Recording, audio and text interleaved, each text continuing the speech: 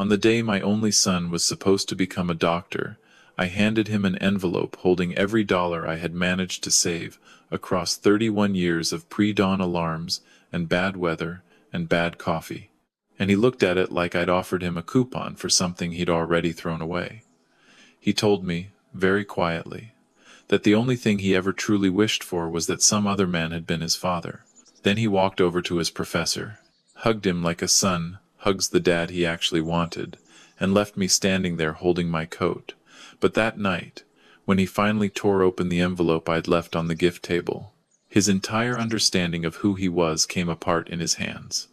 Before I take you any further into this, friend, please do me one small kindness. Hit that subscribe button, and drop a comment telling me what city you're watching from, and what time it is for you right now. I read every single one. My name is Harold Kowalski. Folks who've known me since the mill days just call me Hal. I drove a long-haul rig for Allegheny Freight and Logistics out of the Strip District for 39 years before my knees gave out and the company politely retired me. My wife Margaret, she passed 5 winters ago. Ovarian cancer. The kind that hides until it's already won. We had one boy, Daniel. We didn't make him in the usual way, but I'll get to that part. Just hold on to it for now. The conversation that started all this happened in Daniel's apartment up in Shadyside, one of those neighborhoods where the rent costs more than my truck payment ever did. He'd been in graduate school at Carnegie Mellon for nearly 5 years, working on a doctorate in economics, and his place looked the part. Exposed brick, a leather sofa I was afraid to sit on, bookshelves stuffed with hardcovers I'd never heard of, an espresso machine that hissed like a tea kettle with opinions. I stood in his doorway with my Steelers cap clutched in both hands. I always hold my cap when I'm nervous. Margaret used to tease me about it. Said I looked like a kid waiting outside the principal's office. Daniel didn't even look up from his laptop when he said the number. The reception alone is going to run $45,000, Dad. Just like that. Like he was reading it off a receipt. I cleared my throat. I told him I had $18,000 saved. That I might be able to scrape together a little more if I called the credit union. And, friend, let me pause right here for a second. Because if you've ever had to say a number out loud and watch someone's face make the math, you know exactly what that moment feels like. It's a small humiliation, the kind that doesn't bleed but leaves a mark anyway. He finally looked up. He looked at me the way a teacher looks at a wrong answer. He told me he was a doctoral candidate. He told me his classmates' parents were funding research trips and putting down payments on condos. He said the word 18 like it tasted bad. I wanted to tell him what 18,000 looked like from where I was standing. 39 years of ICI 79 and broken air conditioning in July, and sleeping in truck stops outside of Erie. A pension that just barely covered the property tax and the gas bill after Margaret's chemo had eaten a hole through everything we'd put away for our golden years. I wanted to tell him I was proud of that 18,000, that every dollar of it had a story. But his face wasn't open to stories that day. He told me I'd had his entire life to figure something out. He told me I should leave so he could focus, and I did. I drove home down the Boulevard of the Allies with the windows rolled down because the AC in my old Silverado had quit on me back in April, and I hadn't found the money to fix it yet. The August humidity poured through the cab like wet wool. I want you to picture that for a second. A man whose only son just told him he wasn't enough, driving home through the heat in a truck he can't afford to cool down. If you've ever been there, in any version of that moment, I see you. I really do. I thought about Margaret the whole way home. She used to say something about Daniel when he was small and stubborn and brilliant. She'd say, "That boy is going to change the world someday, Hal. We just have to make sure the world doesn't change him into someone who forgets us." I pulled into our little brick row house on the south side, the same one we'd brought Daniel home to when he was 3 days old. Same wooden porch, same crooked maple tree out front that was barely a stick when we planted it. I sat in Margaret's chair by the window, and I looked at the photographs lined up on the bookshelf. There's one of Daniel at his high school graduation, grinning so hard his eyes were closed. There's one from his bachelor's ceremony at Pitt, where he had his arm around me, shaking my hand with both of his and saying, Dad, none of this happens without you, and I mean that. I sat there for a long time wondering when that boy had become the man who'd just thrown me out of his apartment. Margaret, I said out loud to nobody, what do I do here? And then, I'll be honest with you, I made a decision I'd come to regret in about 48 hours. I drove down to First Keystone Bank the next morning. I'd had an account there since 1986. The loan officer was a woman named Denise with kind, tired eyes. She pulled up my file and gently told me what I already knew, that someone in my financial position shouldn't be borrowing this kind of money. The most they could responsibly approve was $35,000 at 11.5% interest, given my age and fixed income. I did the math while she talked. The monthly payment would have eaten more than half my pension check. But I told her my son was finishing his doctorate. I told her he'd worked his whole life for it.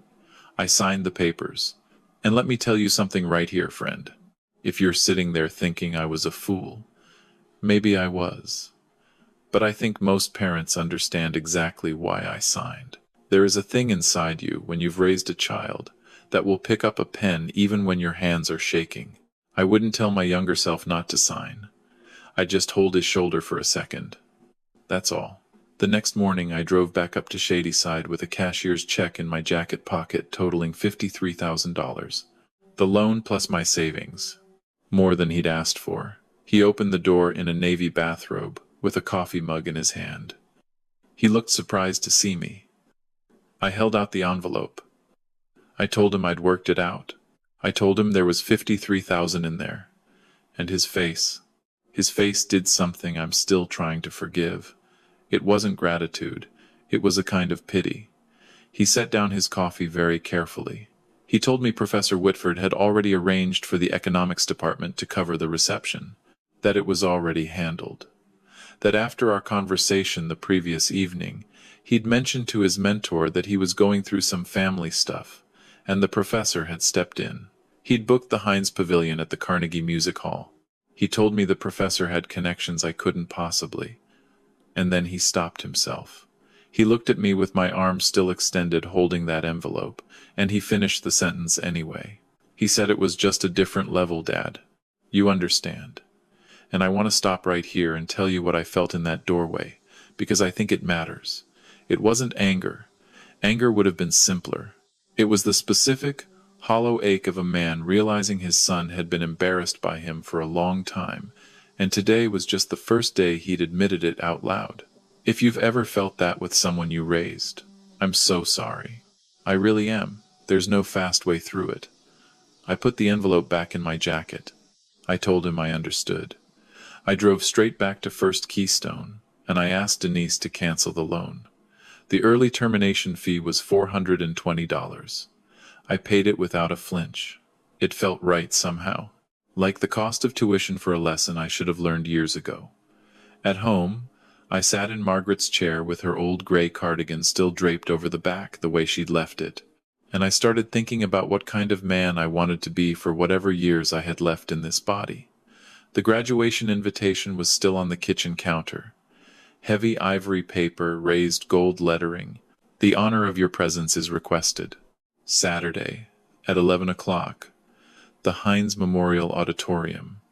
I'd already bought myself a new white shirt. The 2 weeks between that conversation and the ceremony were quiet in a way I wasn't used to. Daniel called me twice.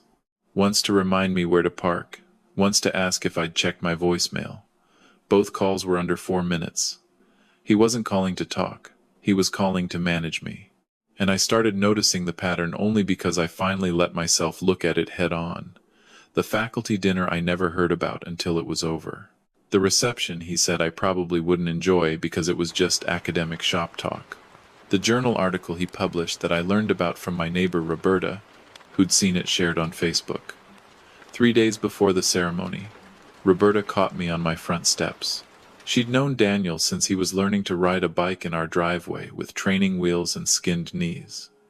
She held out her phone to me.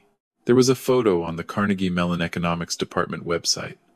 Daniel at a long table in some restaurant downtown, laughing, glass of wine in his hand. The caption said it was a celebration dinner for doctoral candidates hosted by the department chair, Professor Gerald Whitford. The date on the photograph was 2 Saturdays earlier. The same Saturday Daniel had told me on the phone he was home grading papers. I stared at that picture for a long time. And I want to share something with you, friend, in case it helps. There's a particular kind of pain in catching a small, carefully placed lie from someone you love. It's not the lie itself that hurts. It's the discovery that they thought you were stupid enough to never find out. That hurts in a way I don't have great words for. I went inside. I went to the back of the closet in the bedroom Margaret and I had shared for 41 years, and I pulled out a metal lockbox we hadn't opened in over 2 decades.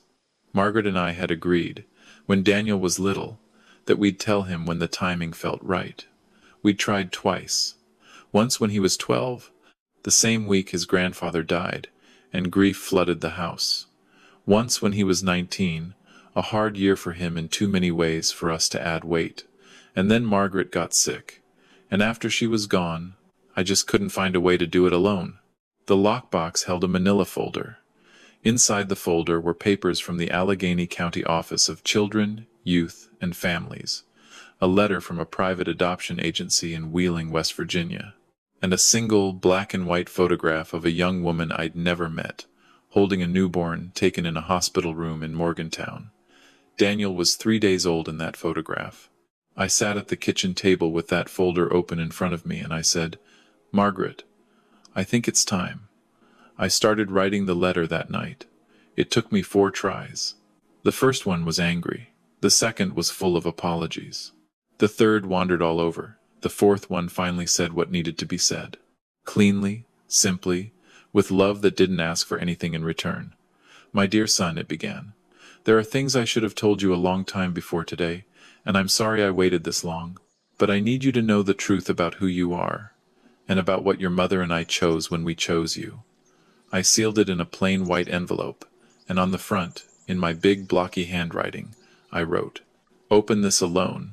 It matters." Saturday morning came in gray and warm, the way Pittsburgh gets in. Late May. I put on my new white shirt, my good navy blazer, my pressed slacks, the wingtips Margaret had bought me for our 40th anniversary.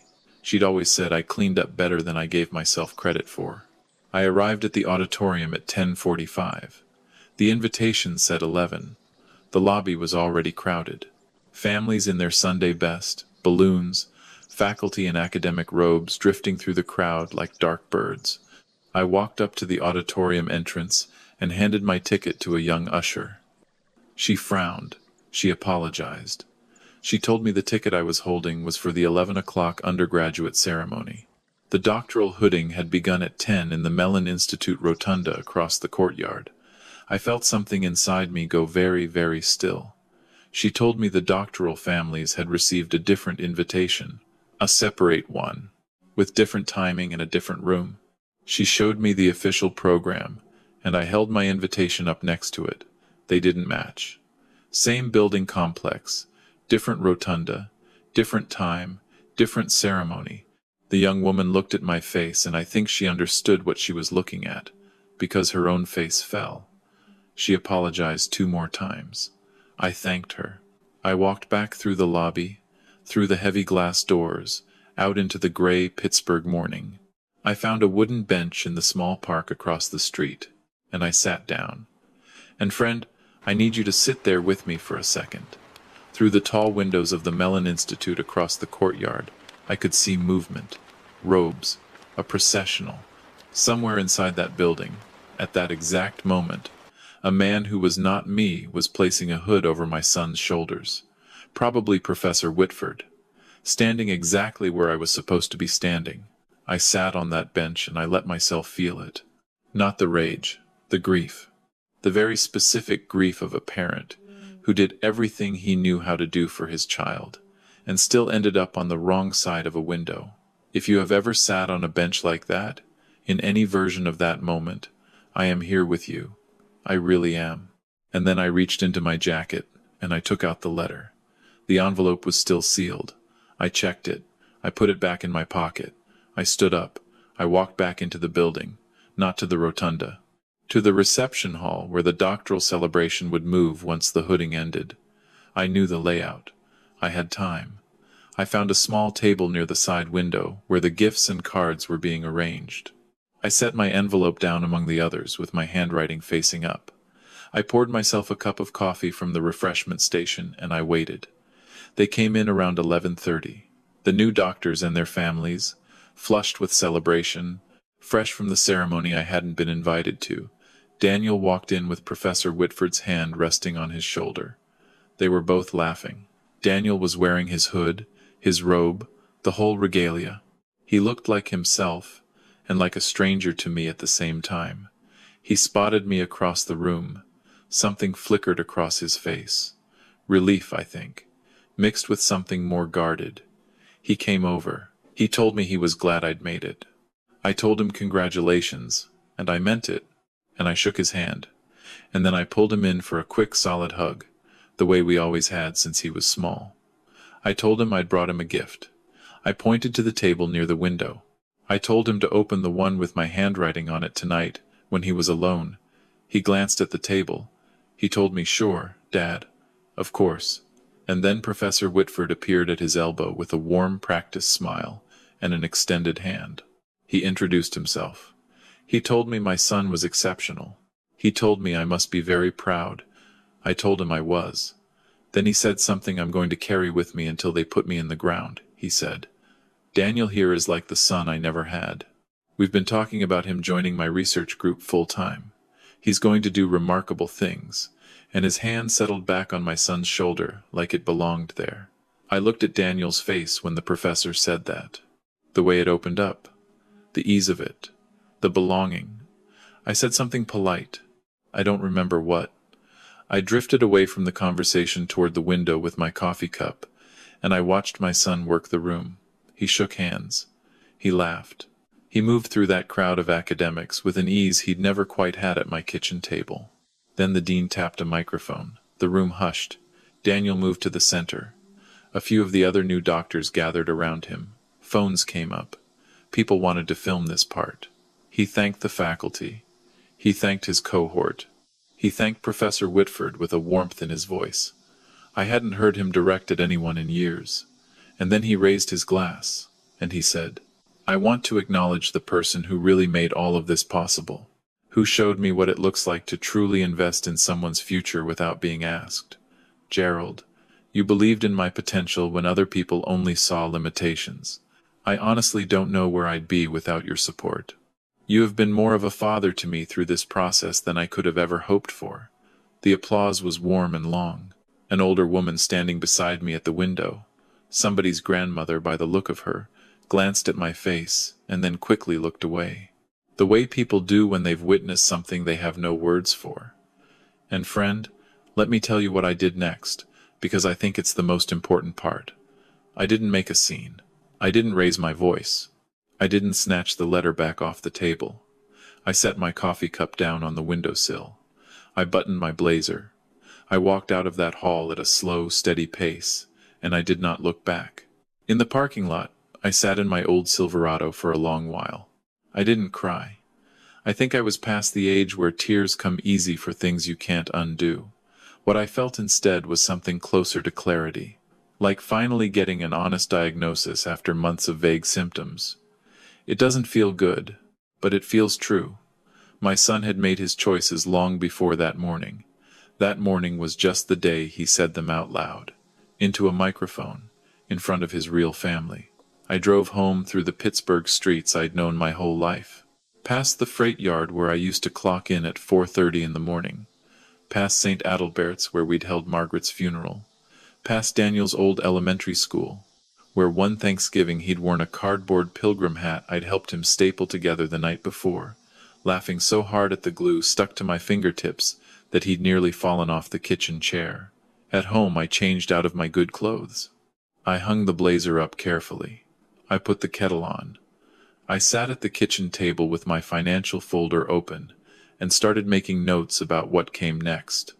The phone rang at 6:47 that evening. "Dad," his voice was tight, different.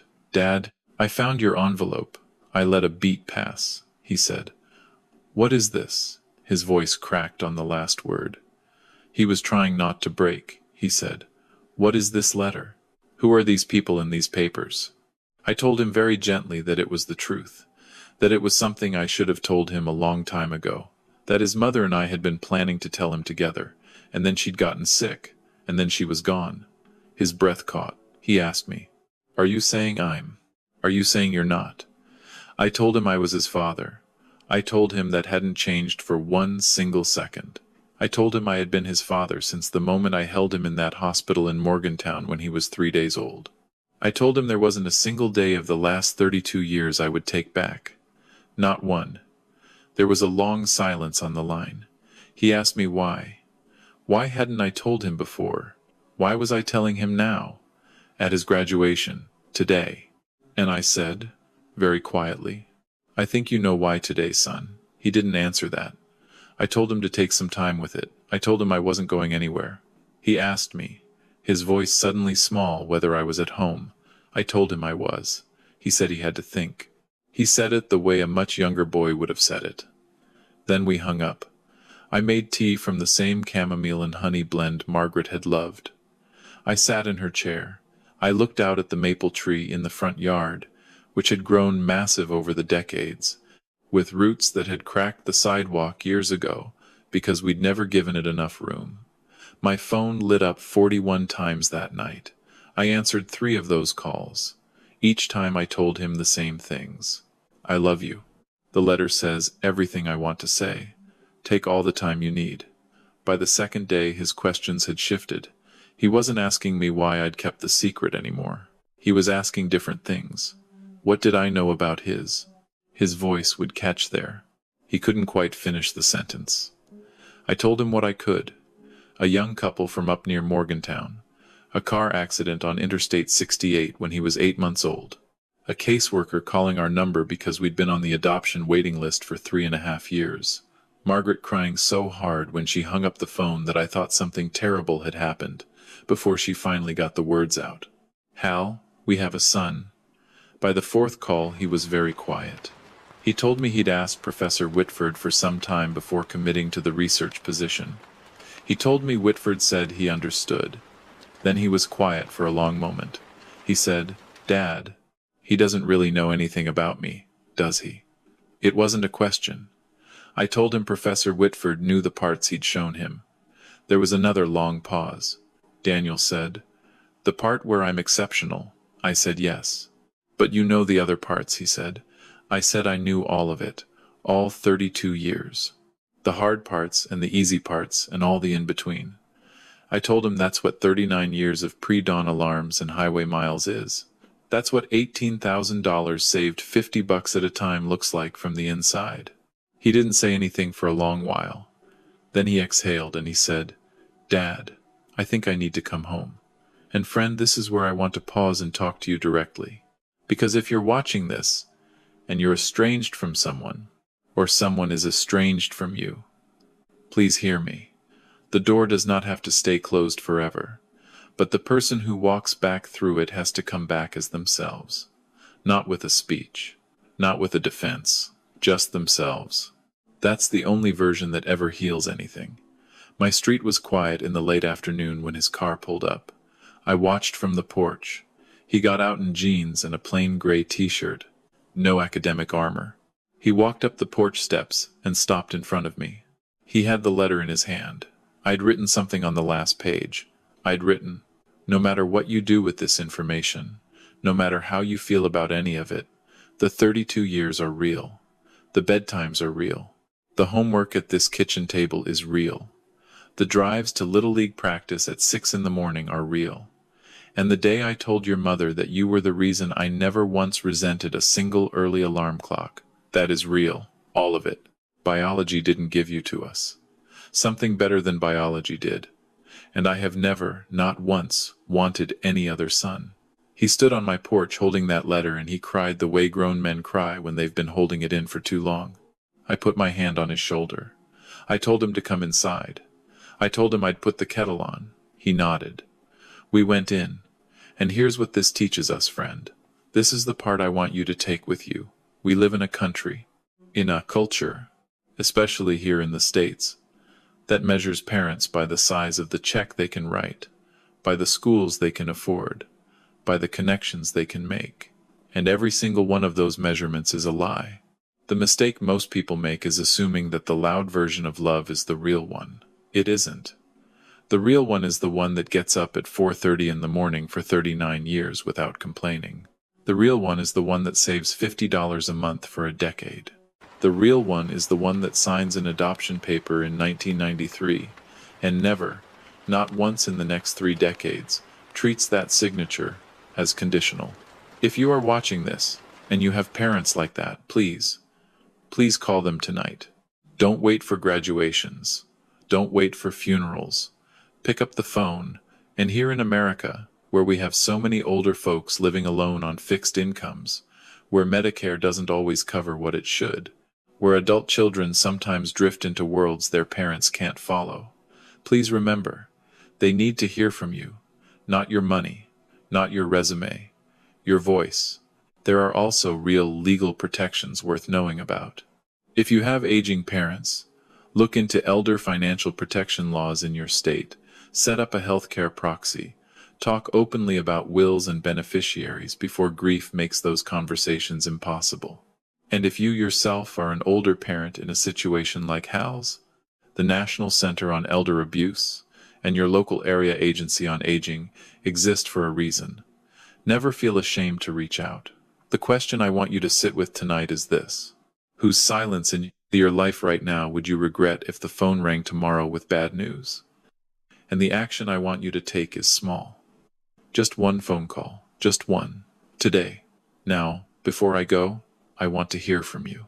Comment 1 if you think Hal handled this exactly right by walking out quietly. Comment 2 if you think Daniel deserved to be forgiven faster than he was. Comment 3 if you have ever lived through a version of this story yourself, with a parent or with a child. And please drop a second comment telling me what city you're watching from, what country, and what time it is for you right now. I genuinely love reading where you all are tuning in from. It makes my morning every single day. Historia ficticia inspirada en casos comunes, pero 100% reescrita por mí en Pittsburgh para evitar reuse content. Si te gustó, dale like, suscríbete y activa la campanita para más historias como esta. Y nos vemos en el próximo video, amigos. Cuídense mucho.